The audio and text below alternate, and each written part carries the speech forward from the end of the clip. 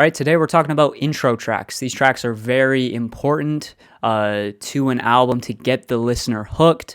They can be terrible. They can also be great. Today we're going to be talking about the great intro tracks. And I actually asked you guys to leave your favorite intro tracks in a discussion post here on YouTube. And we got 63 responses, so I'm pretty hyped to get into this. I'm going to be going over your guys' responses. But first, actually, let's go over, because I have a couple examples here. My first example is Dark Fantasy off of Kanye West's My Beautiful Dark Twisted Fantasy. It just serves as a great opener. It's got that storybook opening kind of feel to it. Twisted fiction, sick addiction. Can we get much higher? Hey, teacher, tell me, how do you respond to students? So yeah, a great way to start off that record.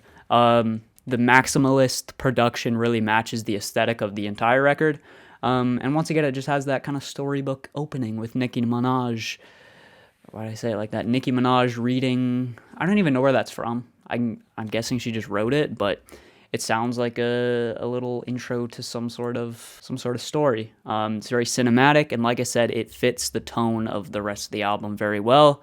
And yeah, I think it's just a great example. Another one I have here is Wesley's Theory by Kendrick Lamar, obviously. I mean, this one isn't as it doesn't feel as much of like an opening track, but I just love the production on this track. I think it's an extremely underrated Kendrick Lamar song. So that's why I kind of put it as an example. This sample is great. Every nigga is a star. You won't catch me saying it though. Hit me. When the four corners of this cocoon collide, We should never get engaged. Money, go back home. Money, go back home. So yeah, you guys understand the greatness, hopefully, of To Pimp a Butterfly, and especially Wesley's Theory. It's just such a great opening track. Production is great. Thundercat on it is amazing. But let's actually get to some of your guys' recommendations now. Obviously, I haven't heard the entire album for some of these examples, so I'm going to try to stick to tracks that I've heard the entire album, because then I can kind of compare them to what I know the album sounds like. So first off, we have Outside, Injury Reserve. The atmosphere in this track is unmatched. Richie's performance is amazing, and the instrumental build at the end may be one of the best musical moments of 2021. Okay, that's some high praise, and I really do like this track. It's actually insanely good, and this entire record is insanely good as well. It really captures that dark feel of this entire album too. Production is so strange. This part where the drums come in blew my mind the first time.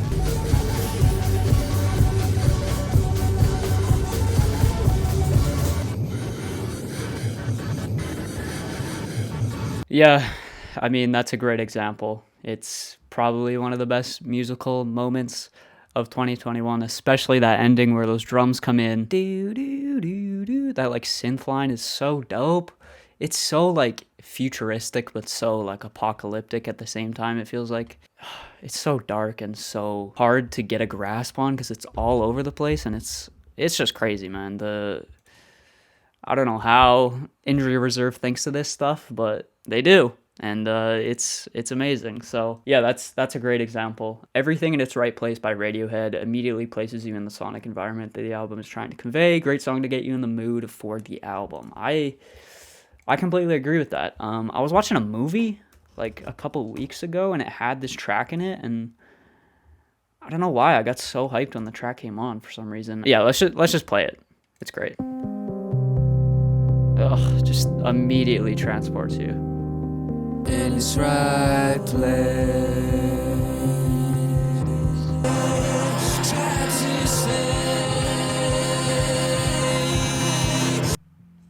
Yeah, it's great. It's a great opener. Probably one of my favorite Radiohead openers on any album. It's got that strange, electronic, unsettling, wintry kind of feel that the album cover really emulates as well. And yeah, it just feels like an intro track, you know? Sometimes it's super hard to explain it, but sometimes these tracks just feel like they fit perfectly as an intro track, and I don't know if Radiohead designed it that way.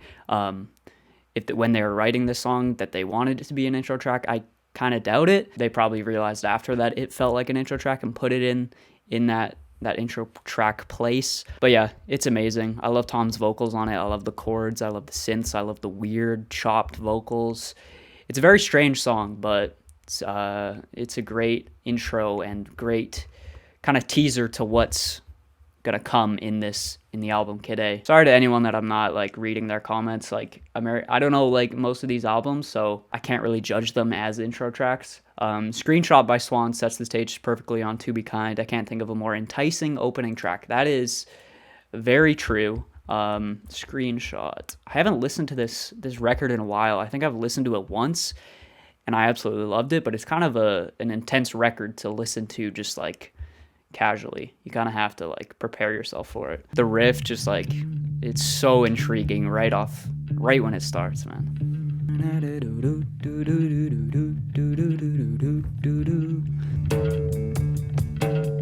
I forgot how good this song was. Holy. Gotta love Michael Gira's vocals too. Oh, it's so visceral, man.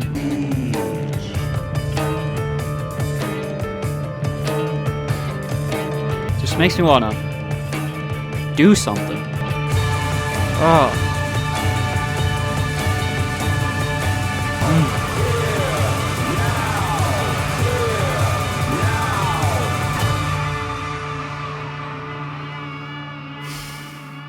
It's so good. It's so good. It's so visceral. I love Jira's vocals on it. I love his songwriting style is just so interesting, man. It's just like Swans gives me a feeling that no other music really gives me. The riff is amazing. That wall of sound at the end is just, I have nothing else to say. It's just, it's that good. I Want Wind to Blow. It blew my mind when I first heard it and it still does every time. It's heavily warming to me. The guitar is fantastic. The explosion at the near end is a great great touch, and just sets you very nicely to what's going to be the album. That is very true. Again, another great opener to one of my favorite albums of all time. And yeah, this is probably one of my favorite tracks off the album. Is it the most streamed too? 12 million. Dang, it's a lot more than I thought it would have had. So yeah, it is the most streamed. Let's just play it. Oh, so beautiful. Kind of off-time guitar, like, playing too. It's really dope.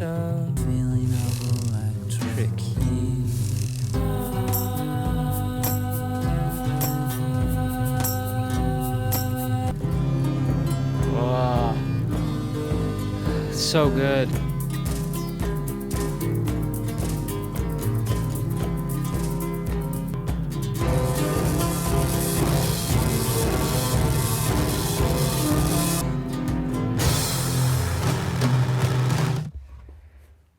I was gone, bro. I was gone. I don't know, that song's just very special to me. I've listened to it, I don't even know how many times at this point. I don't know why I got so emotional listening to it this time. That riff is just, goes throughout the entire thing, but, well, actually, no, it doesn't. What am I saying? There's like two riffs, the first one and then the second one, but the second one especially is probably the best part of the track, and then when those distorted drums come in, it's so hard to describe the feeling that track gives. It feels so nostalgic for some reason. Even though that I have no like nostalgia attached to it, because I've literally just listened to this album like maybe a year ago. But yeah, it's emotional. It's somehow emotional. I don't even know what really the emotions are that like, I don't know. Sometimes I can listen to it, I can feel it can uplift me, and sometimes it can seem really sad and depressing. It's kind of weird how it can do that, but yeah, it's a great track. One of my favorites off this amazing, fantastic record. I did recently just listen to It Was Hot, We Stayed in the Water.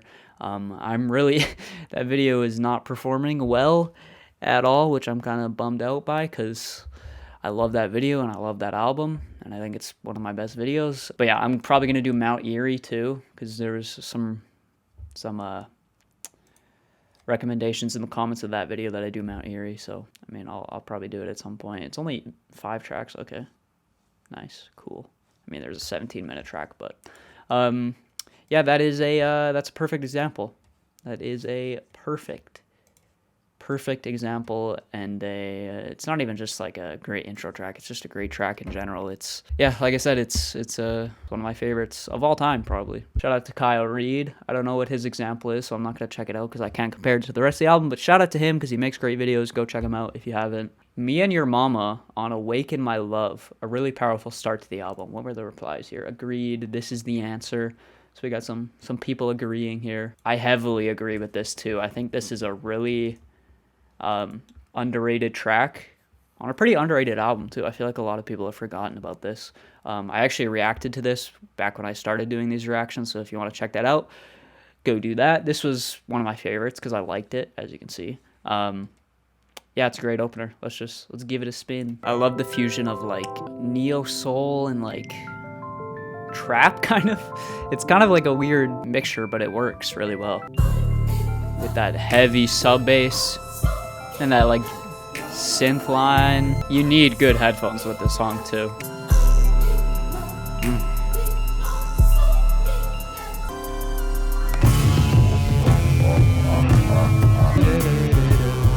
Do what you want.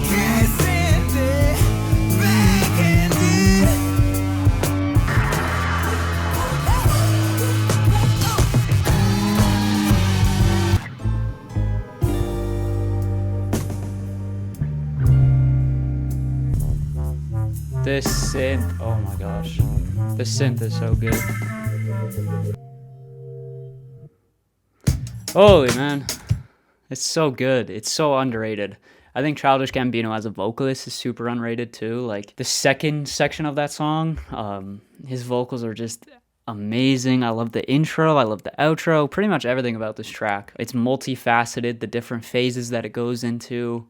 They flow so well into each other, and it really kind of sets up the vibe for like the heartbreak in this album as well. Kind of got this epic but like also really tortured sound to it, which I think embodies the rest of the album. And yeah, I remember I showed this song to my mom for some reason. I'm always trying to like show her music because she doesn't really listen to like anything. Really, she just listens to what's on the radio, kind of what I used to be like. It's not like a bad thing. I just think it's interesting to show her songs and stuff. This is one that she actually liked, which I was super surprised by. So yeah, this is definitely a great intro track because it was certified by my mother. That's proof right there that it's amazing. All right, I really want to do this one from Connor YouTube Man, another great YouTube channel. Go check him out. Makes some great videos. Mine has to be God's Light Burns Upon My Flesh by Sematary. Now this is the only one I'm going to do where I haven't heard the rest of the album, but I've been wanting to check out Sematary for a super long time, and I think this is a good moment to do it. I'm not going to listen to the whole album right now, but I'm going to listen to this first track. That song captures the hell ride you'll be taking on Rainbow Bridge 3. It shows off how distorted and mind-melting the album is going to be. With its black metal samples, Chief Keef worship, and witch house rhythm/drums. Insane intro to an insane album. Okay. I don't know if I'm ready for this. I've heard a lot of stuff about Sematary and specifically this album. I probably will be doing a real reaction to this, like a full album reaction, but bro, I keep forgetting to transfer back to this freaking Spotify page. I was talking about the cover. It's very strange, but I kind of like it for some reason. Kind of like the aesthetic. All right, I don't know if I'm ready for this. We're just gonna get into it. Oh, jeez. Oh, jeez. Taking you on another hell ride. What am I listening to, bro? DJ Sorrow. Oh. I can hear some drums in there. I like this hook. I don't know what's happening.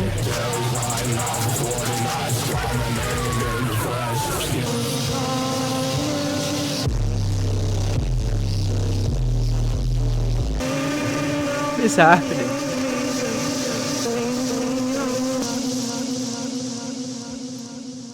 What? Huh? No, stop. Okay, I know what the next video I'm doing. Next video is going to be a full reaction to this album because that was fantastic. I don't really know what happened. I mean, I feel like my eyes just like peeled open and just lemons just being squirted in them. I don't know where the Chief Keef sample was. I mean, I heard like the classic like air horn, like trap little thing. And I heard like real trap shit, that sample. Oh, it's not a, wait, Black metal samples. He said Chief Keef worship. Okay. I've never heard anything like that. This is you guys are witnessing history right here. This is my intro to a whole new world of music, I'm guessing. I know there's other artists like this. This is considered Witch House, right? That was insane, man. The distorted freaking, everything's so distorted. Like, oh, the hook was so sick though for some reason. That was amazing. Holy. Like, it was so different. That's kind of how I felt when I listened to Death Grips for the first time. Obviously, they're kind of pretty different genres, but just the absolute mind-blowing nature of it kind of reminded me of Death Grips. Yeah, so thanks to Connor here. I know he's big into like the Witch House scene, and maybe I will be too, because I actually kind of enjoyed that. I don't know if I would actually like, I feel like it's a very specific time when I would actually want to listen to that. It's kind of similar to Death Grips, because generally I'm not, like, I don't just go around listening to hard-hitting, like, aggressive music. I'm definitely more chill than this music. But yeah, for what it is, it's amazing. I can't even remember all the things that happened, but it was, as Connor here says, distorted and mind-melting. And an absolute hell ride. All right, that's going to do it for this video. I mean, I didn't go through a lot of these comments because a lot of the albums I haven't heard. But I could do a part 2 of this video because there are some tracks on here that I have heard and albums that I have heard, like Introvert here. But I think it's that Sematary track is a good place to end it off because my brain kind of hurts now. So yeah, that's going to do it for this video. Like I said, next video is going to be a Rainbow Bridge 3 reaction. I'm hyped to do that now. I don't know if it's going to do numbers, but I mean, the album isn't very popular, but I feel like it'll reach like some sort of niche little group, so we'll see. And that's really the only reason I do these videos, is to get numbers. So yeah, that's gonna do it for this video. This was super fun. Thank you guys for all the comments. Like I said, sorry I couldn't get to everyone. Might do a part 2, we'll see. This was also heavily inspired by Brad Taste in Music. Shout out to the GOAT, Brad Taste. So yeah, that's gonna do it. Leave a like if you guys enjoyed this video, subscribe if you want, and I will see you guys in the next video. Peace out.